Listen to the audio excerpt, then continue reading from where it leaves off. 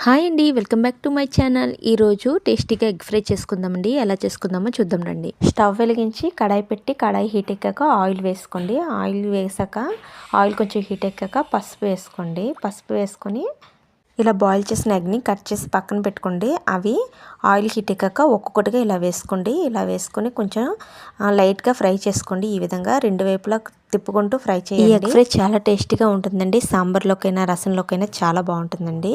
ఒకసారి మీరు కూడా ట్రై చేయండి. ఇలా రెండు వైపులా ఫ్రై చేసుకొని ప్లేట్లోకి ఈ విధంగా తీసుకోండి. తీసుకున్నాక మళ్ళీ అదే కడాయిలో కొంచెం ఆయిల్ వేసుకొని ఆయిల్ హీట్ ఎక్కాక ఆవాలు జీలకర్ర వేసుకొని ఆనియన్స్ వేసుకోండి. ఒకసారి కలుపుకోండి. ఈ విధంగా కలుపుకున్నాక కొంచెం కరివేపాకు యాడ్ చేయండి. కరివేపాకు యాడ్ చేశాక సాల్టు, పసుపు, నెక్స్ట్ మీకు సరిపడా కారం వేసుకోండి. చూసుకొని వేసుకోండి కారం. నెక్స్ట్ చికెన్ మసాలా, గరం మసాలా వేసి ఒకసారి ఈ విధంగా కలుపుకోండి. ఇలా కలుపుకున్నాక శుభ్రంగా ఆనియన్స్కి మసాలా అంతా పట్టాలండి. ఈ విధంగా శుభ్రంగా కలుపుకున్నాక ఒక్కసారి మూత పెట్టి సిమ్లో పెట్టి 5 మినిట్స్ తర్వాత మూత తీయండి. చూడండి చక్కగా వేగాయి కదండి. కొంచెం వాటర్ యాడ్ చేసుకోండి. ఇందులో జ్యూసీగా కొంచెం బాగుంటుందండి. ఇలా వాటర్ యాడ్ చేసి కలుపుకొని ఒక 5 మినిట్స్ మూత పెట్టి తీయండి. తీసాక చూడండి ఈ విధంగా దగ్గర పడుతుంది.